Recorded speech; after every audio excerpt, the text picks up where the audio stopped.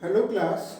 आज हम सभी अध्ययन करेंगे इकोनॉमिक्स ऑफ एजुकेशन के कैरेक्टरिस्टिक्स फीचर्स के बारे में और डेवलपमेंट के बारे में। तो आज हम ये दो प्रमुख टॉपिक देखेंगे। कल हमने इकोनॉमिक्स ऑफ एजुकेशन की डिफिनीशन देखी थी, जिसमें ये बताया गया था कि इकोनॉमिक्स के प्रिंसिपल का यूज करते हुए एजुकेशन में what to produce, how to produce and for whom to produce के अंतर्गत मिनिमम रिसोर्सेज से इस प्रकार एलोकेशन करके मैक्सिमम आउटपुट देने की गतिविधि का अध्ययन जो होता है, मैक्सिमम आउटपुट कैसे निकाला जाए, वो उसका अध्ययन हम करते हैं इकोनॉमिक्स ऑफ एजुकेशन में। आइए बात करते हैं इसके फीचर्स की। तो इकोनॉमिक्स ऑफ एजुकेशन सर्वप्रथम इनपुट आउटपुट की अवधारणा को प्रदर्शित करता है। इनपुट आउटपुट मतलब होता है कि कुछ लिया गया और उसके बदले में कुछ उत्पादित किया गया प्रोसेस करके। तो जो एजुकेशन है वो बीच में क्या करती है, प्रोसेसर का काम करती है। तो यहाँ पर जैसे एक मानव है, वो रॉ मटेरियल में है और उसे आउटपुट के रूप में एक मानव संसाधन में चेंज कर दिया गया। तो ये इसका सर्वप्रथम लक्षण है। जब हम बात करते हैं दूसरे लक्षण की, तो इनपुट में यह शिक्षा पर किए गए इन्वेस्टमेंट की बात करता है। इन्वेस्टमेंट इनपुट में क्या करते हैं, हम शिक्षा पे जो इन्वेस्टमेंट करते हैं। जैसे आप एक शिक्षार्थी हैं और अपने इनपुट क्या कर रहे हैं, एक इन्वेस्टमेंट कर रहे हैं, अपनी फीस लगा रहे हैं। इनपुट हो गया वो आपकी फीस। तो ये इन्वेस्टमेंट से एजुकेशन का रिलेशन एस्टेब्लिश करता है। तीसरी बात इसी में आ जाएगी कि आउटपुट से भी इसका संबंध रेट ऑफ रिटर्न से जोड़ता है। रेट ऑफ रिटर्न से जोड़ता है, यानी कि आपने जो भी लगाया, ठीक है, और उसके बाद आपको कुछ प्राप्त हुआ आउटपुट में। हो सकता है कि वो डिग्री हो सकता है कि वो जॉब हो सकता है कि वो सोशल स्टेटस हो, ठीक है। तो ये एजुकेशन के बाद जो आउटपुट मिला वो रेट ऑफ रिटर्न से इसका संबंध प्रदर्शित करता है। फिर एक बात करते हैं कॉस्ट बेनिफिट एनालिसिस की।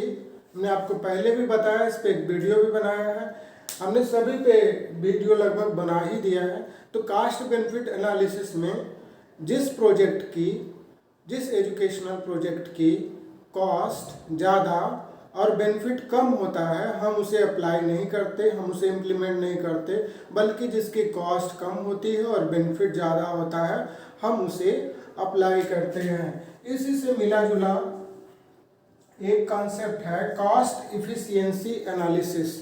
कॉस्ट इफिशियंसी में हम उसके संवर्धन क्षमता को देखते हैं कि ये जो हमने कॉस्ट लगाई है वो कितना इफिशियंस है, क्षमतावान है। हम उसमें बेनिफिट को नहीं आंकते, हम उसमें इफिशियंसी को देखते हैं, क्या वो पर्याप्त है। तो उसमें इफिशियंसी का अध्ययन भी हम इकोनॉमिक्स ऑफ एजुकेशन के में करते हैं। इसका इफिशियंसी से भी संबंध प्रदर्शित किया जाता है, ठीक है। फिर इसके बाद हम आगे पढ़ेंगे डिमांड एंड सप्लाई।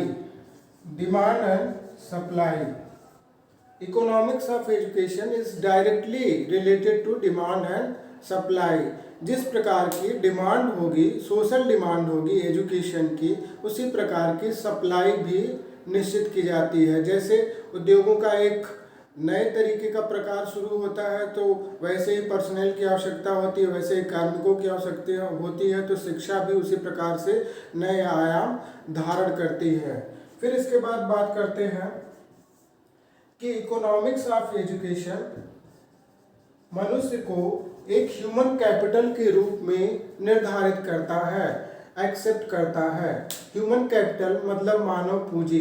पूंजी मतलब वह जो उत्पादन में संसाधन के काम आए, जैसे धन, जैसे जमीन। तो वैसे मनुष्य भी क्या है, एक पूंजी के रूप में इकोनॉमिक्स ऑफ एजुकेशन द्वारा स्वीकार किया जाता है। फिर बात करते हैं प्लानिंग की।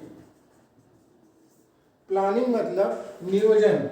तो इकोनॉमिक्स ऑफ एजुकेशन का जो सिद्धांत है वह नियोजन पर आधारित है। तो दोस्तों अभी आपने देखा कि economics of education input output demand supply cost benefit cost effectiveness investment return और planning human capital human development. एक जो लास्ट वाला पॉइंट रह जाता है वो एचआरडी और इकोनॉमिक ग्रोथ यानी ये जो इसके नेचर हैं इकोनॉमिक्स ऑफ एजुकेशन इनसे जुड़े हुए हैं। कैसे आर्थिक वृद्धि हो उससे भी इकोनॉमिक्स ऑफ एजुकेशन का डायरेक्ट लिंक है। कैसे मानव संसाधन का विकास हो किस दिशा में हो उसमें भी इकोनॉमिक ऑफ एजुकेशन प्रदर्शित होता है। ठीक है, प्लानिंग नियोजन आपने देख ही लिया। अब हम आगे जो पोर्शन पढ़ेंगे वो है डेवलपमेंट का। तो डेवलपमेंट में हम क्या करते हैं कि डेवलपमेंट में कैसे कैसे इकोनॉमिक्स ऑफ एजुकेशन का विकास हुआ, कैसे कैसे इकोनॉमिक्स ऑफ एजुकेशन का विकास होता है, हम इसके बारे में अध्ययन करेंगे। तो सबसे पहले कुछ एक जो इकोनॉमिस्ट थे मार्शल, ठीक है, और एडम स्मिथ, ये लोग क्या करते थे, ये इकोनॉमिस्ट प्योर थे लेकिन ये चलते चलते इसका शिक्षा से संबंध स्थापित कर दिया करते थे। ये कहते थे शिक्षा और विकास इकोनॉमिक जो डेवलपमेंट है ये आपस में लिंक्ड है। तो सबसे पहले तो इनकी शुरुआत होती है यहाँ से मार्शल और स्मिथ से। इसके बाद क्या होता है कि 1950 और 60 में 1950-60 में यूएसए में इसे एक नए यूएसए मतलब अमेरिका में इसे एक नए सब्जेक्ट के रूप में स्वीकार किया जाता है और ये देखा जाता है कि इकोनॉमिक्स एजुकेशन से डायरेक्टली रिलेटेड है, इसका अपना एक अर्थशास्त्र है। और ये जो शुरुआत होती है वह कहाँ होती है, शिकागो यूनिवर्सिटी में शुरुआत इसकी होती है इकोनॉमिक्स ऑफ एजुकेशन की। और एक विद्वान है जिनका नाम है शूल्स को इसको इकोनॉमिक्स ऑफ एजुकेशन का प्रारंभकर्ता माना जाता है। इन्होंने ही इसे एक अलग विषय के रूप में मान्यता दिलाई। अब इसके बाद जब बात आती है 60s की, तो 60s में क्या होता है कि इस पे लेख लिखने शुरू हो जाते हैं, इस पे लोग अपनी रिपोर्ट्स लिखने लगते हैं। और जो सबसे पहले रिपोर्ट विस्तृत तौर पर आती है बोलेनो की रिपोर्ट आती है, ठीक है, और ये पूरा एक सीरीज प्रस्तुत करते हैं 14 लेखों का और उसमें ये साबित करते हैं कि ये एक इन्वेस्टमेंट है और ये कैसे कैसे बेनिफिशियल है समाज के लिए। तो इनकी रिपोर्ट को बड़ा सराहा जाता है 60s में ये रिपोर्ट। फिर इसके बाद आगे भी एक संस्था है IEA इंटरनेशनल इकोनॉमिक एसोसिएशन द्वारा एक कॉन्फ्रेंस की जाती है शिक्षा और आर्थिक प्रगति पर। उसमें इकोनॉमिक्स ऑफ एजुकेशन विषय को महत्ता दी जाती है, इम्पोर्टेंस दिया जाता है। फिर एक और संस्था है OECD का मतलब है organisation for economic cooperation and development.